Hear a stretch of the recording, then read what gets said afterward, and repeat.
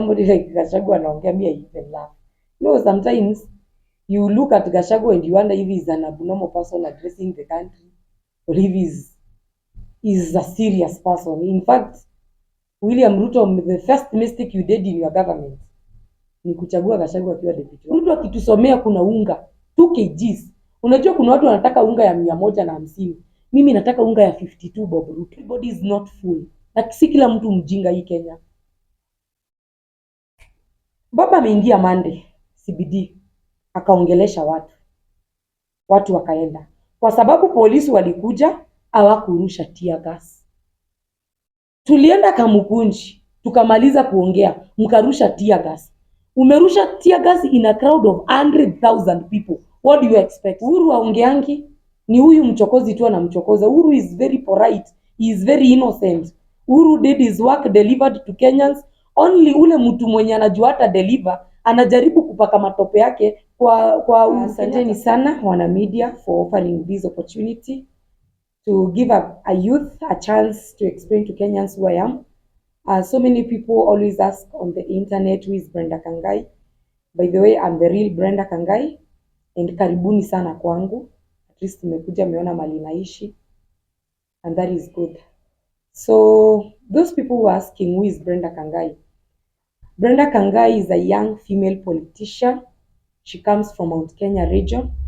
I always call myself mtoto wa Mlima Kenya, ama msichana wa Mlima Kenya, or even those who would want to say the daughter of the mountain. That is good for you. I'm a business woman. I'm a young mother. I believe in rule of law. I believe in democracy. I believe in human rights. Brenda Kangai is the person who speaks whenever there is something that a voice needs to be raised so that it can be rectified.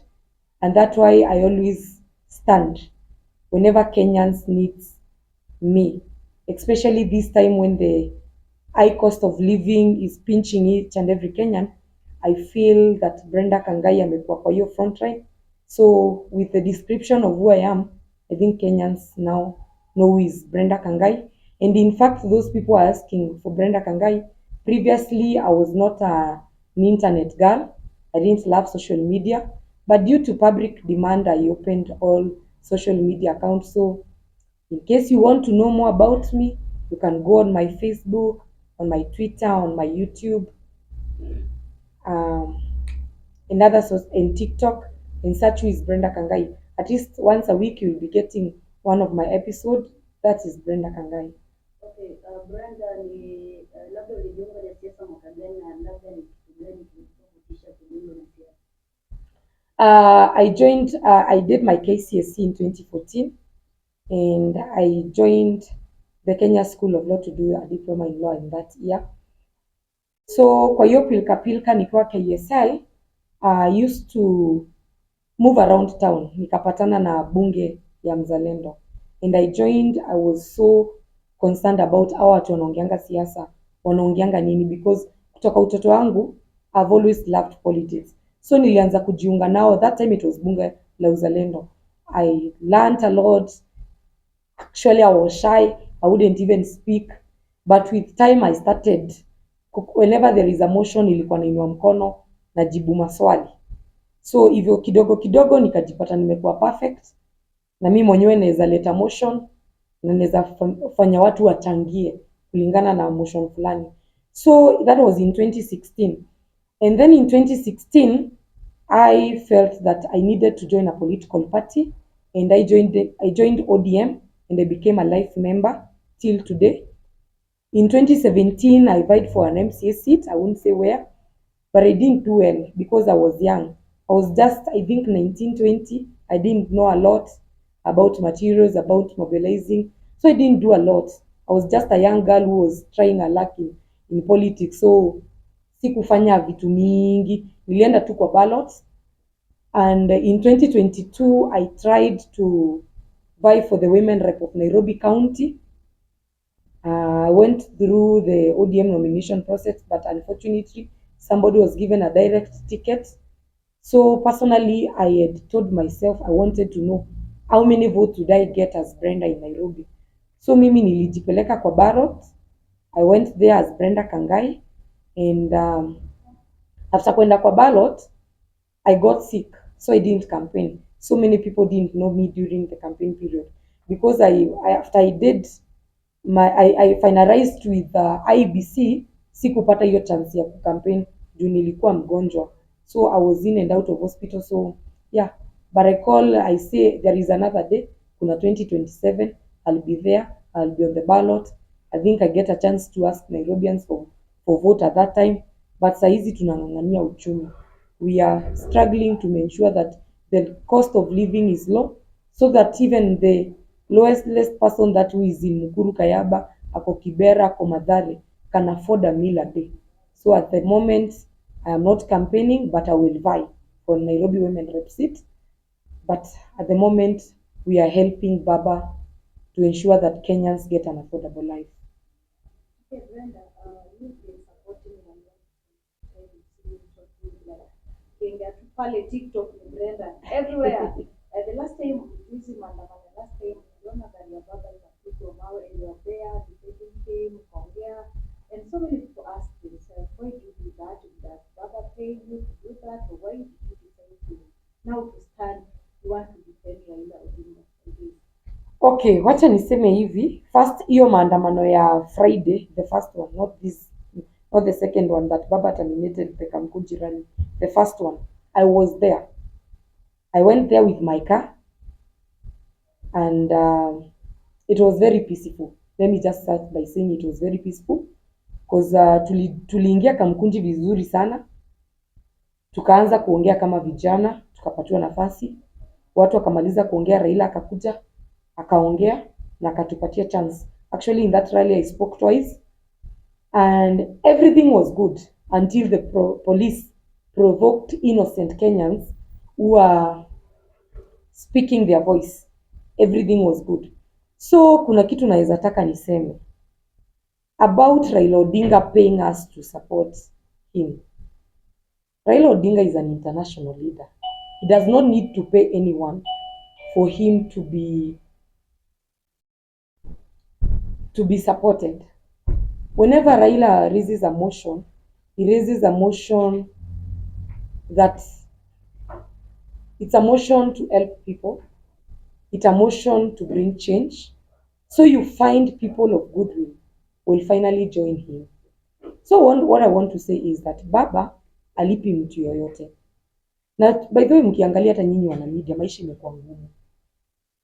Ile sukari tulikuwa tunanunua kwa inzi ya Uhuru na 250, it is 470. Unga imetoka 160, imefika 260. Ndio hiyo token ya 100 nikiweka kwa hii nyumba haiwezi maliza one day.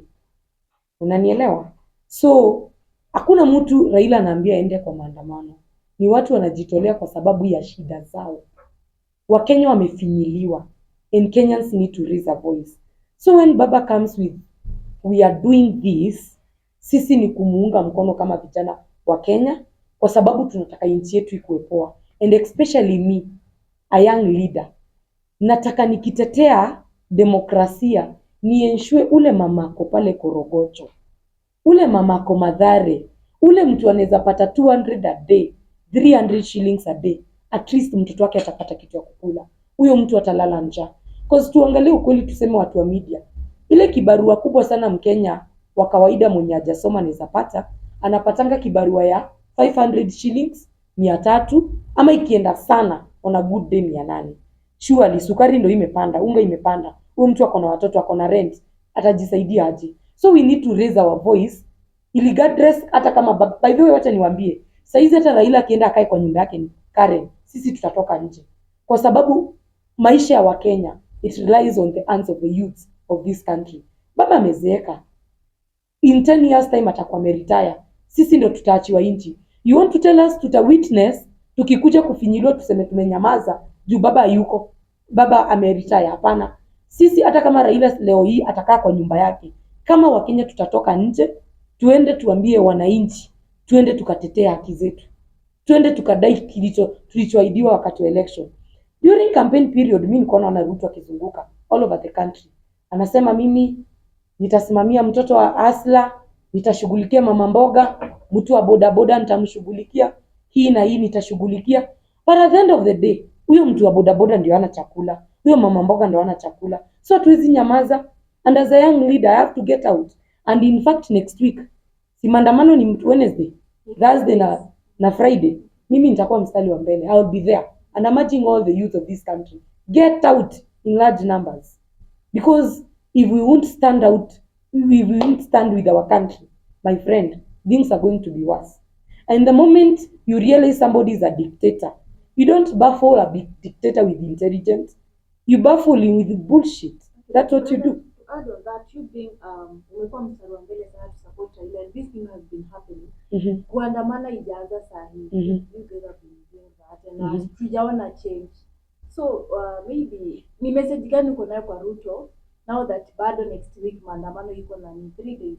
Wacha niseme hivi, msiseme maandamano ina change. Maandamano iko na change kubwa sana. And in fact this country is where it is because of demonstration. Let me take you back to history.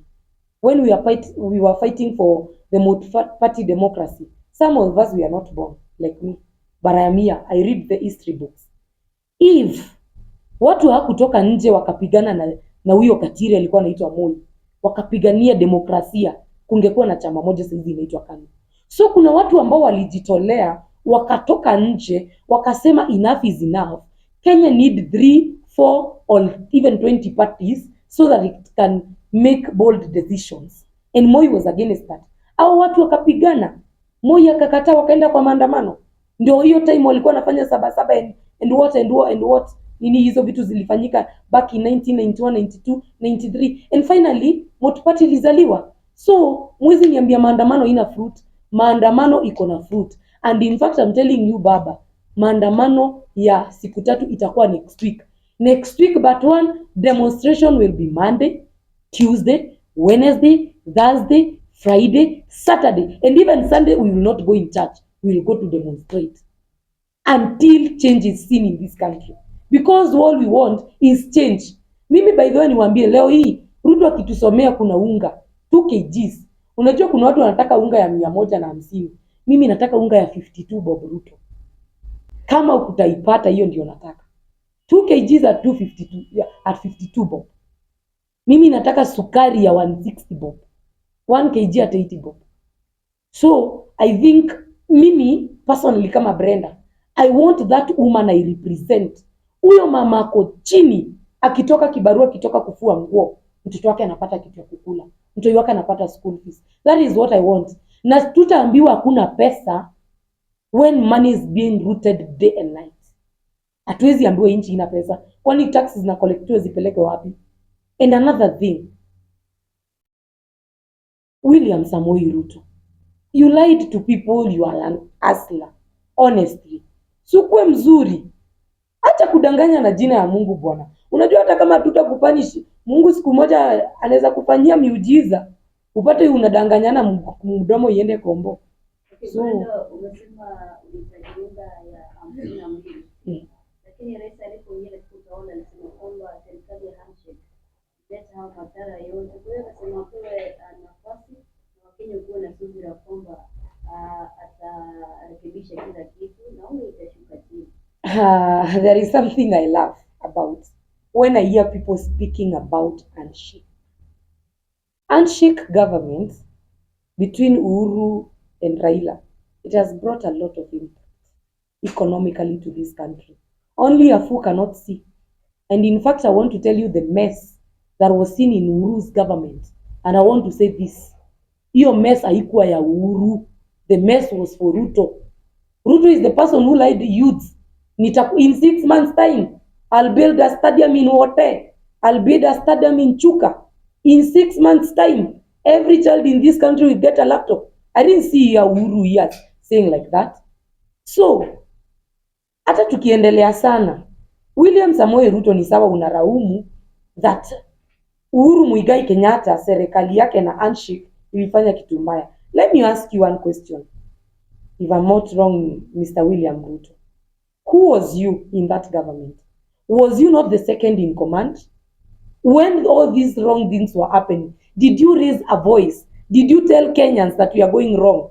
You know, you can't tell me ati vitu zinaenda vibaya na wewe mwenyewe umekuwa kwa hiyo serikali umekuwa deputy president, umekuwa ukienjoy rights za Wakenya using their tax, and then all of a sudden unakuja unatuambia hapa mimi nilikuwa deputy president ati kumeharibika na mimi sikuwa aje. Ruto, stop lying us. Unless you lie my mother who is back in Kiambu uko ndani, but you cannot lie me. And in fact I want to tell Kenyans, mimi najua si shida yao. Unajua hata hii Wakenya kutoelewa maandamano ni nini, si kupenda kwao. Let's be honest, the most enlightened Kenyans, they are those who are born from 1985 kwenda juu at least hapo kumekuwa na education. Most people in this Kenya are illiterate. That why wanasikia maandamano wanaona ni kitu mbaya juu ndivyo waliambiwa, but in real sense maandamano ndio inafaitia democracy na ndio ina shape the country, and the only way and the only language William Ruto can understand it is maandamano. William Ruto si mtu wa kukalisha kwa hii kiti chini mjadiliane umwambie fanye hivi na hivi, ataona unaota. Yeye atakuja kukuambia hapo usijui upige biashara za mayai na kuku zenye ujui zitazaa lini, zenye ujui zitaleta faida lini. So what I want to tell Kenyans, maandamano is good, it is good, and Uhuru Muigai Kenyatta hakuna kitu mbaya alifanya. And in fact, and I want to say this live in cameras, Ruto, you have tried to paint Uhuru as a bad leader, and I want to speak as a young girl from the mountain. Uhuru is our kingpin. Uhuru is everything in Mount Kenya. Sisi Mount Kenya tutaki baba wa kambo. We are comfortable with our real father, who is Uhuru Muigai Kenyatta. So hata umpake matope gani, watoto wa mlima tutasikia.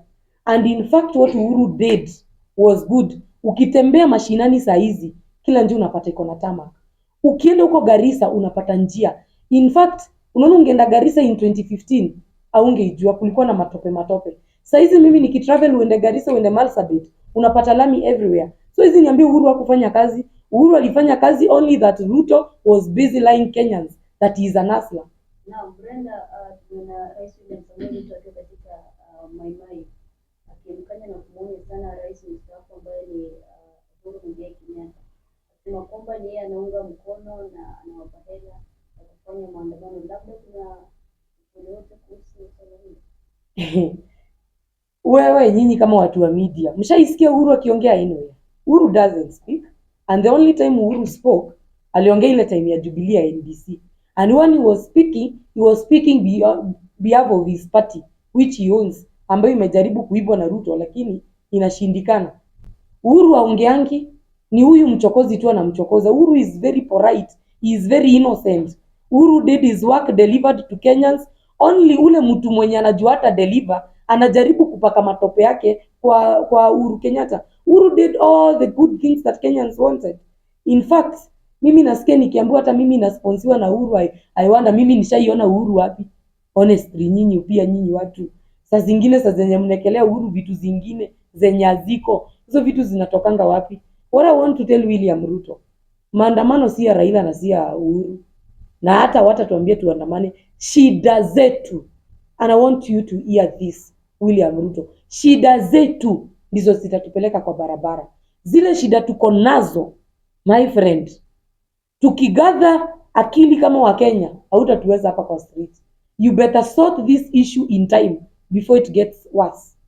Because the moment entire Kenyans wata realize unacheza na akili zao, it won't be good. So what I'm asking, tupunguzie gharama ya maisha. Sisi hatuna haja na maisha yenu huko juu. Sisi tuishi ile life tunaweza afford. That is what we want. And to ask, after maandamano, we saw the viral video of the deputy president, and that is Gachagua, going on to say that Raila Odinga is damaging the country. He is maybe old enough to just stay at his home, retire, and atulie too. So what is your thought on what Gachagua said? And number two is to ask, people out here say that probably Raila and Ruto are good friends, and the people who are fighting are the ones who lack knowledge of all this going on. So what is your thought? Kwanza nataka niseme hivi.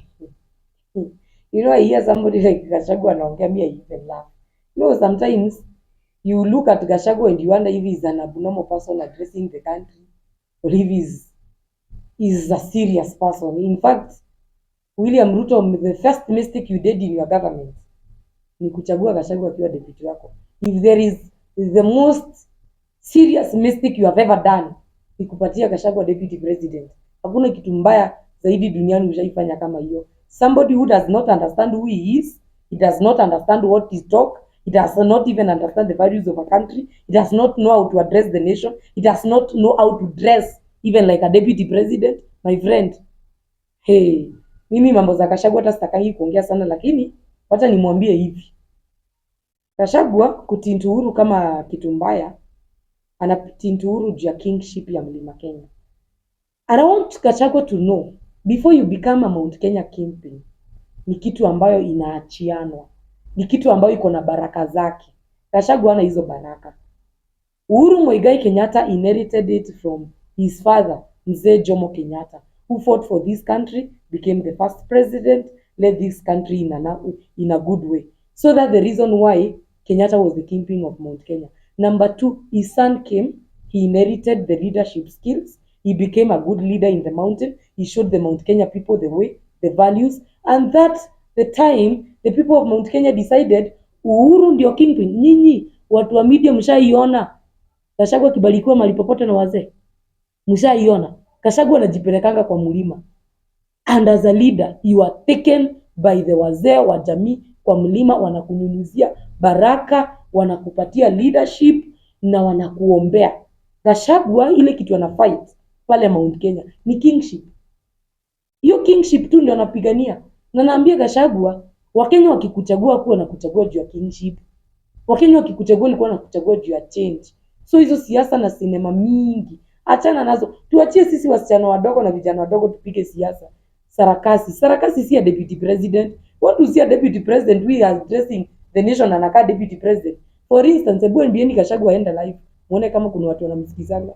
People who wazima naongea nini? Nobody will listen to him.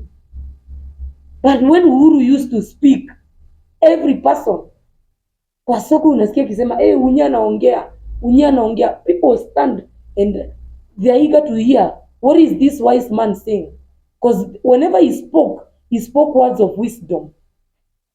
Gachagua alienda university graduation, a graduation of a 19-year-old, 20-year-old, 21 and 22.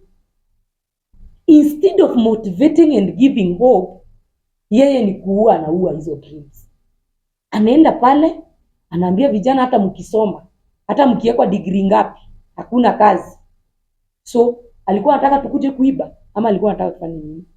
You know, as a father figure, when you become the president, the deputy president, the governor, you need to have father figure in every speech you talk. Make sure when you speak, inchi, tukiwa wananchi, sisi ni watoto wao leaders. Si ndio? Sisi ni watoto wa Raila, sisi ni watoto wa Ruto, sisi ni watoto wa Gachagua, sisi ni watoto wao leaders wengine. When they speak, they should inspire us and give us hope. Si kuua dreams zetu. Si unatuambia ati mmesoma wewe hakuna shule, hakuna kazi, wewe maliza uende. Umeambia mtu nini? The next time utapata mtu ako 21 years ameshika gun, ameanza kuibia kwa njia. Hata kuwa mwizi juu anataka, juu ule mtu alikuwa anapaswa kumpea hope, ajampatia. At least Gachagua ungeambia vijana, mmemaliza kazi, the government is trying hard to ensure kila mtu hapa in 5 months akona job. Mtu yeye angegraduate akijuaje? Mimi nikimaliza shule within a year niko na job. Na mtu angekuwa motivated. But I don't want to see any leader, hata kama ni MCA, akiwa dream ya mtu yote. Let us, even as young leaders, even the ones we go to Jacaranda and speak to people and they listen to us, let us try to motivate the youth and even the younger ones. Actually, today I'm 28 years old. I have people who are 21 who are looking at Brenda. If I will not inspire them, who will do that? Labda kuongezea, serikali imebana maandamano kwamba ni illegal. Tutaenda. Maandamano tutaenda. Article 37 of the Constitution is very clear that Kenyans has right to picket and to demonstrate. We don't follow Ruto. We don't follow Gachagua. We follow the Constitution. It was fought for. It was voted for in 2010. Wakenya walipigania. We wasted billions when people wali aligned line wakienda kupitisha hiyo katiba. And in fact Ruto was against that constitution. 2010 Ruto didn't support the constitution because he knew when he would get a chance atafinyiliwa Kenya na zile sheria ziko kwa hiyo katiba hazitamruhusu awafinyilie. That's why he was against. But I want to tell him, because he was against that constitution, it was passed by the same Kenyans that Ukraine voted for you. Respect that constitution. And I want to tell Ruto live in cameras, if you want Kenyans to start respecting you, respect the constitution. Respect the constitution. Mimi nikuulize, wewe unaniuliza mambo ya maandamano. Raila was in CBD on Monday. Ndio? Akaenda pale akahutubia watu. Did any person get injured? Why? Mbona hakuna mtu mmoja aliumia? What was that ingredient that was missing on Monday and was present on nini? Was present on Wednesday, ikafanya watu wakakufa na wakaumia. Let me tell you, you know, Ruto, everybody is not fool. Na si kila mtu mjinga hii Kenya.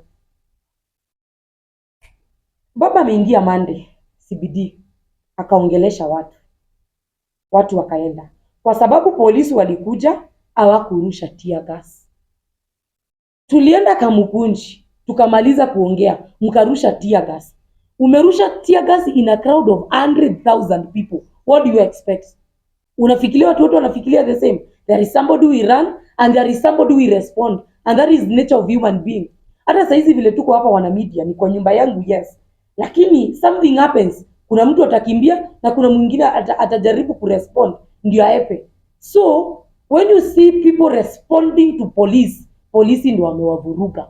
If today the police, the interiors, yes, cooperate and allow people to demonstrate in peace, nothing will happen. Watu wataenda wapicket waonge, lakini Ruto anajua ni aibu, watu watatokea, all streets of Nairobi will be full. Hiyo ndio kitu anajaribu kuzuia by killing and shooting innocent people.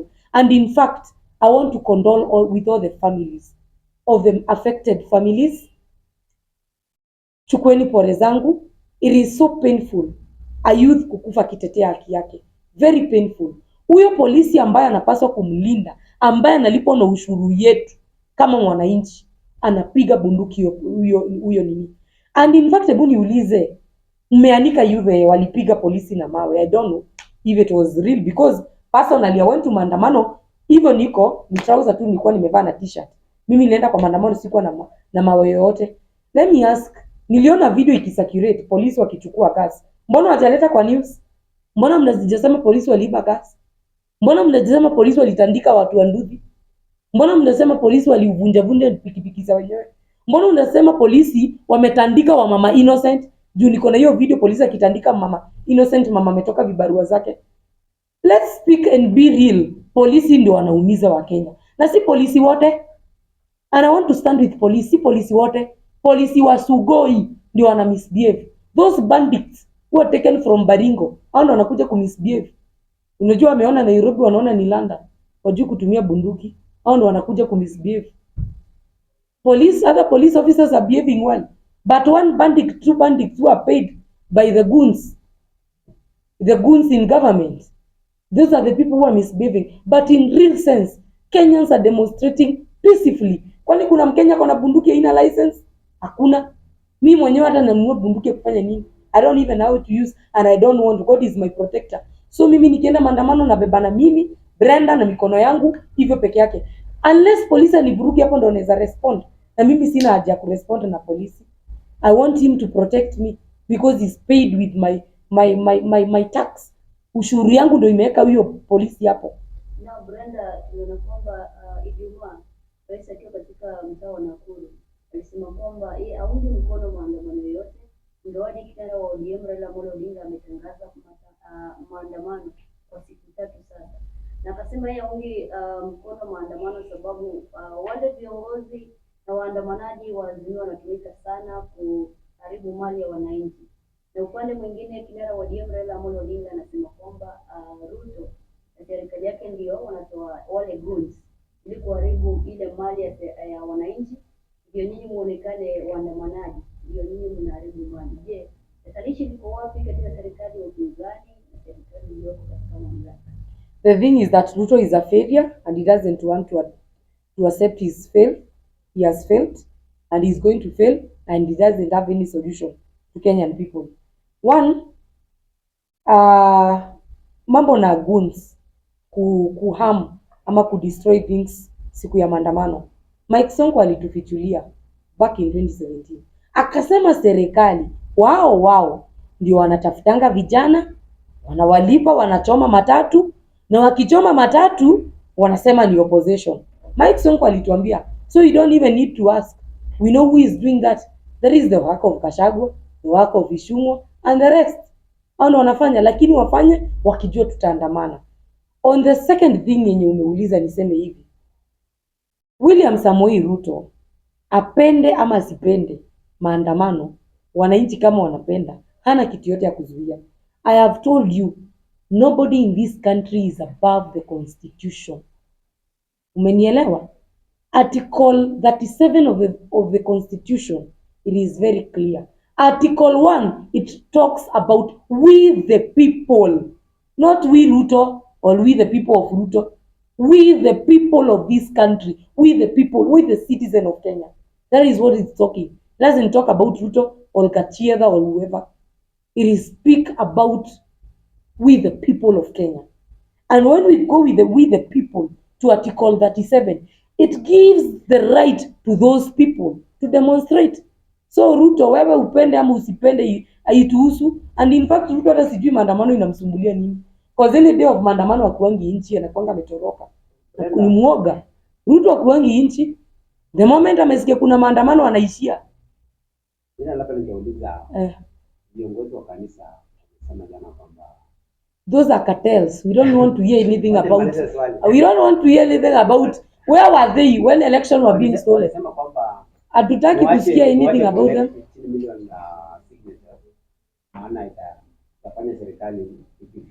Nimekwambia na nitasema hivi sana na mama media, na mnisamee kama nitasema vibaya.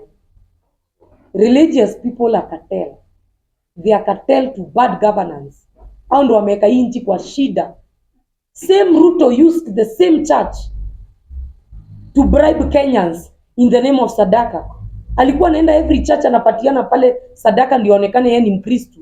The same church ndio ilitumika ku make sure huyo mtu ameingia na ameumiza wa Kenya. So you can't tell me anything about at your church. My friend, kanisa kama hamkusimama na sisi wakati wenye election yetu ilikuwa inaibiwa, wakati wenye ushindi wa Kenya iliibiwa, keep quiet. Let Kenyans do their work. Let them fight for their rights. Because we expect the church is the house of God, where there is order, where there is decorum. But you understand it is cartel, ni ukora tupu. Hakuna ukweli inaongewa hapo. And I want to tell you by the only truth inaongewa ya siasa iko Jakaranda. Sisi ndio tunaongeanga ukweli peke yake. We are the only real people in this country who speak truly without fear. Kanisa ni cartel. Kanisa wanaongea waitwe State House wapatiwe 1,300 kila mtu. Usikiwa akisiambia Raila wewe tulia. You know, mimi I don't believe in them, because if I believe in church, I believe in those pastors who are there before. Akina the late Reverend Timothy Njoya. Those people who stood with democracy. Saizi kuna pastor hata mmoja umeona akisimama akasema mimi kama pastor nimesema William Ruto asiingie kwa kanisa yangu. Mimi ule pastor nitaamini anatetea wa Kenya. Yule pastor ataenda live on camera ambie Ruto, kwa sababu we ni muovu, umetesa wa Kenya na nyumba ya Mungu inataka watu wasafi, usiingie kwa kanisa yangu. Huyo ndio pastor nitaamini ni pastor. Na huyo ndio nitaenda kanisa yake. For now I won't go to any church and I won't trust any pastor. Okay, Brenda, tukimaliza, maybe you talk to your fans and also where should we find you social media handles zako zote, because I know watu hawajua kupata wapi. So waongeleshe then you can be happy. Before niwaongeleshe, I wanted to speak something about democracy. And I want to speak something in bold about Uhuru Kenyatta, each 2 minutes. First, I'll start with democracy. Democracy of a country, it gives citizens the right to enjoy the constitutional rights. And I want to tell Kenyans, now apart from politics, apart from whom I support, mpiganie demokrasia yenu. Don't want anybody ajaribu kucheza na kipengele chochote cha katiba. Don't allow anyone, even your own father, acheze na katiba. The moment one right of a constitution is violated, Kenyans will suffer. You remember there are people who want you. And democracy, the reason why I fight for democracy, mimi kama Brenda Kangai, mimi nimezaliwa Nairobi, nimegrow na shida sana, na mamangu hakuwa na pesa. Yeye alikuwa anaishi hapa miezi 3, kibarua ikiisha ana move to the next mtaa. Nilijipata nimelelewa Huruma, nilijipata nimelelewa Mathare, nimejipata nimelelewa Ungwaro na tu place twingine hata siwezi taja. So you get me on Twitter as Brenda Kangai, you will get me on YouTube as Brenda Kangai, and you'll get me on Instagram as Brenda Kangai. Go and follow me. And to Nairobians, 2027 I'll be vying for the women representative seat. It is very clear I'll vie. I'll fight for you. I'll be honest. I'll be loyal to you. Na mimi uongozi wangu hautakuwa wa watu wa uptown. Uongozi wangu utakuwa wa watu wa slum, mali nilitoka. The people I have the same ideologies with, hao ndio nitaongoza. So thank you so much for inviting. Anybody with a question? Maybe there's somebody abroad or you can WhatsApp, you can call, or you can text, but calling si sana because I don't know, it's an office call, so sijui kama itachukuliwa. Kama kutakuwa na mtu available wa kuinini, text me. If you want me, text me on WhatsApp or call me between 10 kutoka 10 asubuhi hadi 6 jioni. My number is 0721 24 11 34. 0721 24 11 34. Kitu